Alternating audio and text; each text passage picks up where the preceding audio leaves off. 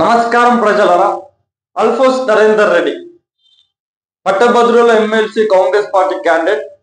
నాకు బేసిక్గా నాకు ఇప్పటికి కూడా అర్థం కాదంటే ఏం బేస్ చేసుకొని ఆయన టికెట్ ఇచ్చారో కాంగ్రెస్ పార్టీ నాకు ఇప్పటికి కూడా అర్థమవుతుంది. నేను మా రేవంత్ అన్నకైనా మా పిసిసికైనా మా హైకమాండ్ కైనా ఒకటి గుర్తు తెలుసుకున్నా, ఈడ మన పొందని మనమే తవ్వుకున్నాం ఎమ్మెల్సీ గ్రాడ్యుయేట్ ఎలక్షన్స్ వల్ల. బీజేపీ నుంచి వచ్చిన ఒక క్యాండిడేట్ అసలు దేనికి కూడా పనికిరాని క్యాండిడేట్, ఆయన పైన ఎవరిని నిలబెట్టినా గెలుస్తుండే ఈజీగా. బీఆర్ఎస్ ఎట్లాగో పోటీ లేదు, కానీ అల్ఫోన్స్ నరేందర్ రెడ్డి నిలబెట్టడం వల్ల ఈరోజు ఆ క్యాండిడేట్ మనం స్ట్రాంగ్ చేయడం జరిగింది. ఆన్ విచ్ బేస్ ఆయనకు ఎమ్మెల్సీ టికెట్ ఇచ్చారు అనేది ఈరోజు కాంగ్రెస్ పార్టీ కార్యకర్తలు ఆలోచించాలి.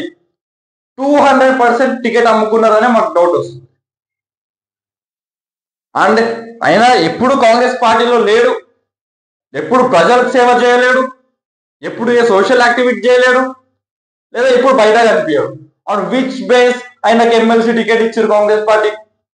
రేవంత్ అని ఈరోజు మీరు ఆలోచించాలి.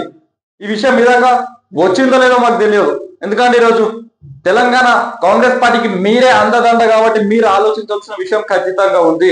అదే అయిన ప్లేస్ లో ఒక బీసీనైనా ఒక మహిళనైనా పెట్టుంటే, లేదా ఒక బీసీ మహిళను పెట్టుంటే 1,00,000 ఓట్ల మెజార్టీతో గెలుస్తుండే. ఎందుకంటే BJP candidate utter flop candidate అయినా, దానికన్నా utter flop candidate Alphonse Narender Reddy.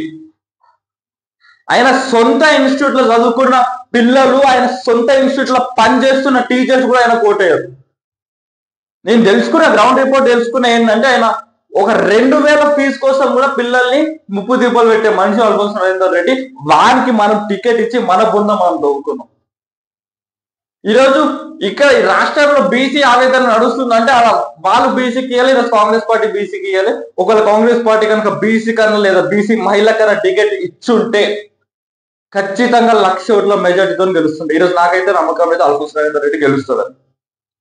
ఓడిపోయిన బెటర్, ఎందుకంటే చాలా మంది స్టూడెంట్స్ తో మాట్లాడినా ముప్పు తిప్పలు పెడతారంట ఫీజు సరిగా టైం కట్టకపోతుంది.